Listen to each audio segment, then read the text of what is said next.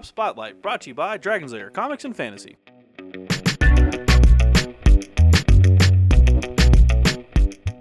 Hey everyone, I'm Adam Harry from Bella Souls with Michael from Dragon's Lair Comics and Fantasy. and we're back with another Tabletop Spotlight.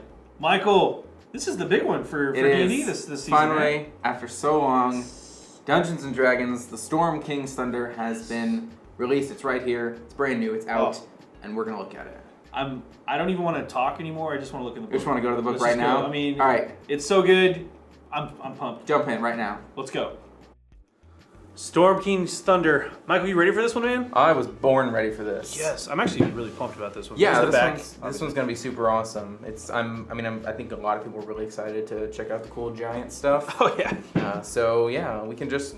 I want to fight giants. I want to be a giant. I want to chug one of those potions and then just throw down. Oh yeah. Like what is up? Super like Pacific Rim style kind of. Oh Yeah. Yeah. We're gonna do the slow mo through the water. Yeah. Grab a battleship. As a bat, totally. All kinds of stuff. Well, there better be a battleship for a maybe we can do that. Let's see. Yeah. Let's start cracking it open. So obviously, super high quality stuff from Wizards. Yeah. This is the new big book for the year, right? Yeah, this is their big book. Aside from later this year is their new monster book, but this is their big adventure for this year. So it's really cool. Again, just to recap, this is gonna have new races. Right? There's Yak folk, right? There is a new race of Yak folk that we'll get to. There's not, I don't think, any player like stats. But you can easily pull it to be a player. But it's gonna have obviously a new adventure. Yeah, it's gonna have some new magic. Races of giants, new magic items. A lot you can tell here. You can see these people, or the Savage Frontier and peoples, and locations. A lot of locations about the Forgotten Realms. So if you're playing in Forgotten Realms campaign, like there's so much stuff here to look at. It just keeps going. It's really great. Before we go on any further, too, there may be some spoilers. So if you plan on playing the campaign, maybe pause. Maybe I don't know. Maybe go get it yourself, or read it yourself if you want the spoilers. But if you're gonna be playing in it, maybe just hold off. But it's really good. You can tell. Obviously, full color. We'll do those stats real quick. It's full color. Looks awesome. There's really no reason not to buy it. Not really. If you're a player, it's a great book just to have, especially for all the location info. But if you're going to play, stop watching now. I know we shouldn't say that on our own video. There's some pretty big plot spoilers in the first 20 pages. Yeah, so don't spoil it for yourself. If you're going to run this adventure for a group, however, keep watching. And you'll find out. So anyway, after the contents, again, a lot of locations. Yep. And then starting at chapter 4, basically, is the sort of adventure itself. And you can see there's sort of a chapter for each type of giant. And there's a ton of chapters. At the end. Yeah, so it's it's really 8 chapters for the adventure, basically? Yeah, 4 through 12, and then sort of an appendix of extra stuff you can use. So and then pretty awesome. Magic items, those are going to be fun. There's magic items. There are also new creatures, of course. Gotta have those. Purple wormling is a pretty cool one, because purple worms are pretty bad by themselves. But there's also new giant options and all sorts of cool stuff. And then you get all tons of maps as well to go with all those locations. I just want to point out, too, real quick. So these locations end on page 118-ish. Mm-hmm. And if you go back, they start on page 63. So 60 pages roughly. 60 pages of Forgotten Realms locations is not bad at all. It's really good if you have the Sword Coast Adventurer's Guide as well, because you can sort of combine those two books for a lot of Forgotten Realms info. So. Of course, we have the Dramatis Personae. Yeah, they got all their big NPCs, basically the members of the. I think that's Spanish for dramatic people. Pretty close, I think. Yeah. But what's really cool is that they have the list of NPCs right here that you'll need to know. But if we flip to the back, actually, there's a really cool feature that they started doing with these books. We'll get there soon. I want to point out, too, they were in alphabetical order, but they had the chapters of them on the side. Yes. What they've lately been doing is they've been putting your NPC stats that have always been in the back, but they've also got a picture of the character, so you can visualize it for your people. And it actually says permission to photocopy. So if you want to do that. One of the best parts, I think, is they've got this little bit of role-playing information. So if you're the GM and you're not sure how, Markham Southwell would react to something, you've got the info right there. His, his ideal, his bonds, and what his flaws are. And that all correlates back to the actual player generation. Yeah, your character sheet, has that for each player. So that's a really awesome thing. Yeah. There's some really interesting NPCs just by looking at them. There's Treant. What is this dude? There's this guy who is some kind of something or other. A bear hug. That's his weapon. He's a human, but he's a furry man. Human, so A lot of cool NPCs. Definitely something cool that they've been doing. So nice. Might be a little. So again, yeah, all of the NPCs alphabetical here. Pictures in the back. Descriptions real quick. But they're when they show up in the chapters and stuff like that, they're all here. So that's pretty cool. Tells you where you can find them or when the characters can introduce to them. So this is one of the big things too.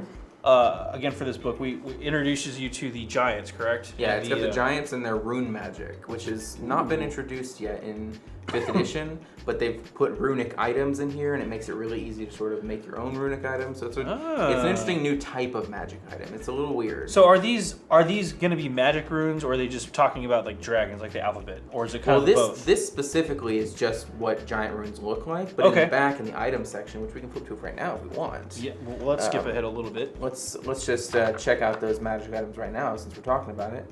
In the back, they have a number of new magic items that have runic powers, basically. Okay.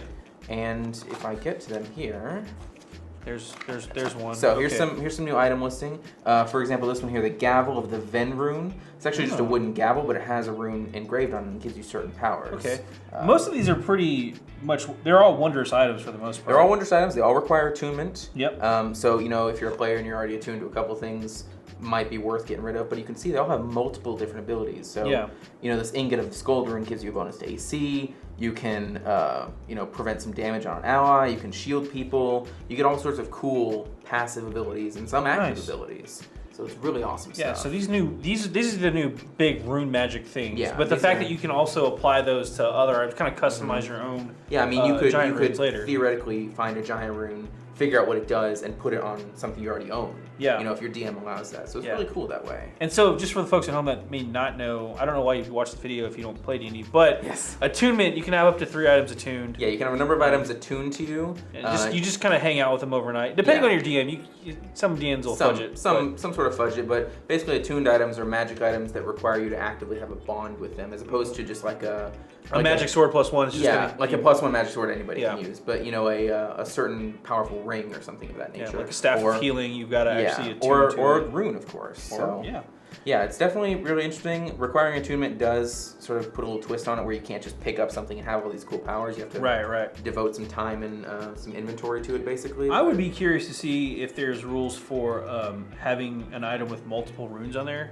I don't think there's rules in there for this, but I think it's something you could easily do. It might be a really powerful magic item. I'm just thinking of my Diablo 2 days on the old PC, where they had runes and you could put them in your weapons with the sockets and get crazy power. That's an interesting idea.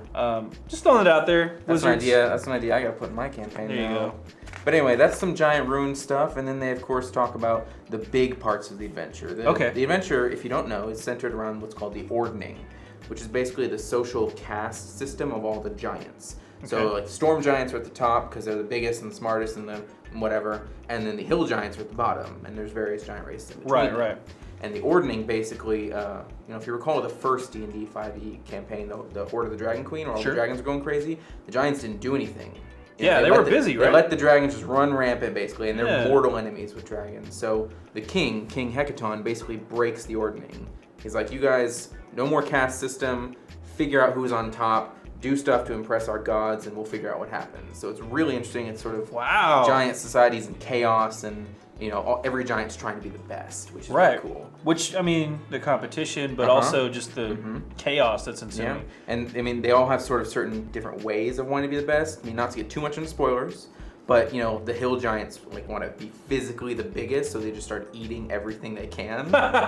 And, the fire giants realize that they should have killed dragons, so the fire giant leaders, kill every dragon you find. Wow. So it's really interesting stuff about how they sort of want to be the leaders. So does this actually tie into the previous campaigns? That's the thing, is it can. They have rules, and we can flip right back to the back. We're flipping around all over the place, but they have a section in the back where you can, it describes how you can jump from any other previous adventure into this one. So if I can find it here in just a moment. So here it is right here.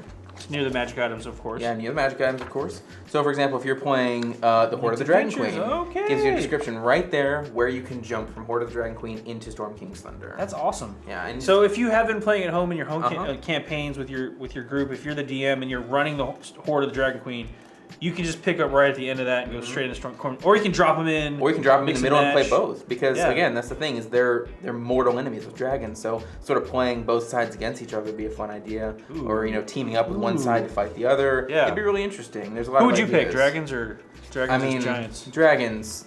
It depends on the type of dragon. Chromatic Chromatics? dragons? Nah. Metallic dragons? Oh yeah. All right. But yeah, I'm with it you. also gives you advice for Prince of the Apocalypse and Out of the Abyss, of course. Right. So those are great. Out of the Abyss, a weird one because it's in the Underdark, but they're like you could just start fighting giants, whatever, and then go back to the Underdark later. Yeah. So definitely good little bits of Some advice of the stories, the published campaigns kind of fit better than Yeah, others, I mean the Dragon Queen or even like the original Lost Mine of Phandelver would fit better into this because it starts at level 5. Sure. But you can sort of plop it in wherever if you know what you're doing. Very cool. Very cool. I think we're gonna skip over the next couple pages. 'Cause Yeah, there's we have some pretty spoilers. Pretty big plot We're not gonna spoilers show those off. with major characters, but I want to show this piece of art right here. It's amazing. Awesome looking. giant versus giant art. You can sort of see there. Wow, I love this. Down here it says, "Nobody wins when giants fight." And it's got the little runes in there and everything. Totally so true. a lot of awesome art in this book, especially. Wow. Yeah. That's like the big model that Gale Force 9 did for him. Yeah, the and big storm giant. they're putting out new minis as well.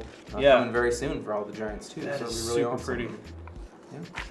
So then The adventure you get flowchart. You get into the adventure. Yeah, you've got a flowchart basically of sort of the steps and the chapters you'll take. Okay. Different routes, which is I find this really good for people who maybe aren't as good as improvising. Sure. So sure. if you're a DM who sort of likes to stick to the story, Yeah. it's a good sort of step of like, okay, we're here, we can sort of move towards here now. Yeah. Oh, that's right. So this is basically if you are a new DM, Mhm. maybe you're not new, but you're just not Great at confident sort or of like experienced. You could do going the with the flowchart. flow. But that's great because it's got a bit of an outline for you, and you can follow it to the T if you want, or you can skip around. It actually is a good One of my favorite paragraphs I have it here is it speaks about deadly encounters and it speaks how many of these encounters in this book are deadly by design. Ooh. So this can be a very dangerous book and even talks about what to do with TPKs and things like that. Wow. So this is, I mean, again, if you're a new DM and you want to jump into it, feel free, but it will definitely be a very tough one. It requires you to think on your feet. I mean, you're fighting giants. It says here too, giants are actually fond of taking prisoners. So if you do get a TPK, a total party kill, which is not uncommon. And of course it tells you, give them every chance to be heroes, to succeed, to escape, and all sorts of stuff like that. And there's other NPCs that can help you with that. Sure. You can bring in.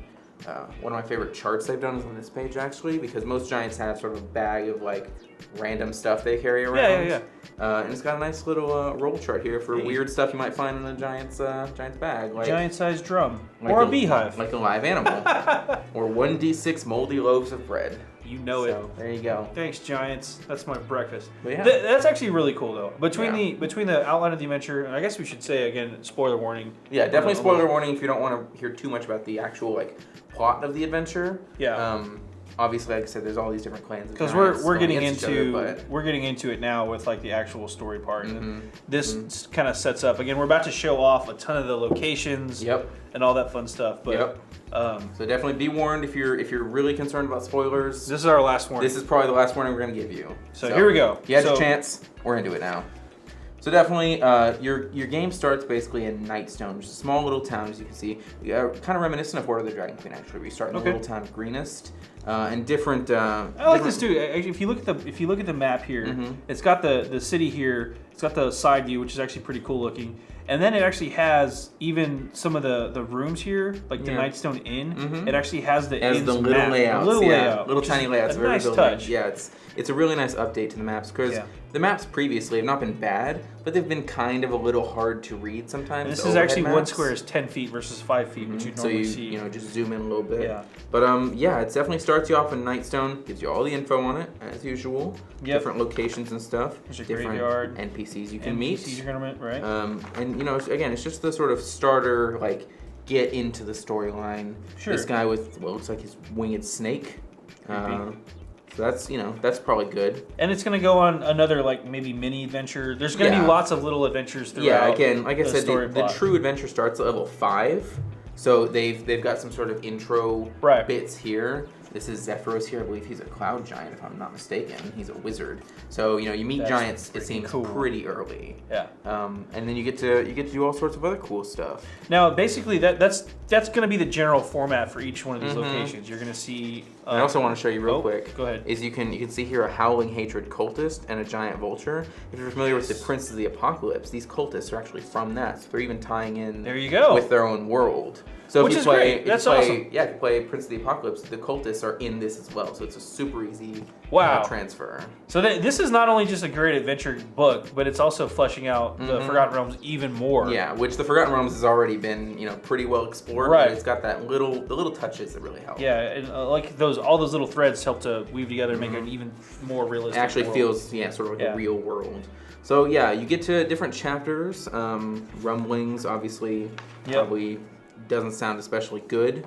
Most of the same deal with the cities. You're gonna have lots of maps. You're gonna have We're just gonna keep flipping through roughly and going through. Not don't want to give it everything away. Yeah. But they do talk a little bit about the Zhentarim or the Black Network, which are obviously in most of these adventures, especially Hoard of the Dragon Queen, where they're part of the councils. Yeah. Tribor, which of course sort of in the region where Hoard of the Dragon Queen starts. Right. So again, those sort of tie-in bits that really do help out sort of connect the world. Uthgardt barbarians. Yeah, you got all the different North folk. And again, this is getting into the locations of the Forgotten Realms. Okay. So you're looking at creatures in certain regions. You're looking at just stuff to run into, basically. Yeah. So this is basically this area right here is the north. Just going through. And again, each little place just gets just a little paragraph, but it has certain encounters you might find there. So on by this ancient relic in Birona's Well, you might find some berserkers and tribal warriors or something like that. So it actually has a little bit of an encounter for you. Yeah. So maybe not all of them are going to have maps, but you don't need a map for everything. Not really, no. And again, it's one of those things where it's like if your players are traveling on the road and you just don't want to say like you travel for a week. Yeah, you just say, oh, you passed by this interesting well, and then they go explore it, and then there's this encounter. It just really helps the little bits. That's cool. So these are just nice little road bumps, little mile markers to come across. Just little things you can run across. Awesome. And again, if you don't have to use them. No, not at all. If you're familiar with the map of the Sword Coast and the Forgotten Realms, you'll know some of these locations from books and from previous adventures and stuff. Well, this is really cool. And again, they do have these maps dispersed throughout the sections. They do have little bits here and there. Whoa. The Great Worm Cavern sounds really bad. Yeah. That's maybe watch out for that one. So we're gonna skip ahead just because again there's roughly 60 pages of locations, and then we get into chapter 4, which is again more of the true adventure. Yeah. And you get into sort of interesting stuff with the Eye of the Allfather, which if you look here is basically seems like it's up north, spine of the world mountain basically. Okay, yeah. And it's a giant complex essentially. Yeah. And so it really starts to just throw you into seeing these giants, how they interact in their culture. And so I just want to point this out real quick too. Each one of these little squares is actually a 20-foot square. So again, we saw earlier it was a 10-foot. This is these are double. Giant-sized squares. So these are giant, which also fits because if you're playing on a grid with a giant mini, it'll fit in 4 1-inch squares, which for a player would be 10 feet or 20 feet. So it roughly fits basically a smaller scale map you would pay attention to. That's kind of cool. If you're playing, so it's definitely interesting. You get sort of the Eye of the Allfather, of course, all the descriptions of the rooms, and treasure. And we're not gonna read all that stuff. No, we just want to keep going. Everything, but then it goes sort of into basically fighting the giants. Yeah. Obviously, your first one's the hill giants because they're the lowest and the easiest to take down. Your average party can probably fight a hill giant. And like I said, Chief Guh wants the hill giants to be the best, so they just start eating everything to become physically the largest. Gotcha. It's really interesting, and of course, it's kind of how sort of a dull creature might think, like, I'm going to be the leader of the giants because I'm the biggest. Yeah. It's very like orc I mentality. think actually Guh may be a female. Oh yeah, she is. Yes. Yeah. Right in here. I was reading that. That's pretty cool. Yeah. She's taking over. Yeah. Chief Guh. You got their whole little bit. And again, there's just sort of a maybe 10-page section for each giant, because then you get into the stone giants and so on and so forth. And it's just gonna keep going, kind of as you just keep going through each type of giants and exploring more of the plot, figuring out what more of their culture. It's a really good thing for people, especially if you're playing a character that has a connection to giants. It's really good for learning more about them. Totally want to make a Goliath character now. That'd be really cool, actually. Sort of a half giant. Sort of getting familiar with the culture. Who's my daddy? I don't know. So yeah, you got fire giants and a bunch of crazy monsters and stuff. Fire giants are known for their chill temperament, actually. That's not true at all. I always found frost giants to be pretty cool. Fair enough. Fair enough. See what you did there. Anyway, so then you get to the storm giants. Of course, has some more plot info that we don't want to, put too many details toward. There's a boat. Caught in the tentacles sounds pretty bad. And we're just gonna keep on, going through. Like you said, gonna be some plot. Big blue dragon right there. Ooh. Maybe something bad to fight. Maybe some dragons are doing some damage. Again, dragons versus giants, definitely enemies. So maybe a dragon you can use in Horde of the Dragon Queen if things don't go the way the players like in this. Something to think about. Yeah, and then that was again more of the Link's campaign stuff, and now we're back into the magic items and back to the NPCs. Yeah. So that's pretty gruesome, actually. That's one way to take them down right there. Not all giants will live to see the North burn. Wow. There you go. I want to play this guy next time I play a game. That dude, look at it. He's got the Buster sword. He's got back a Final there. Fantasy sword right there. That's pretty hardcore.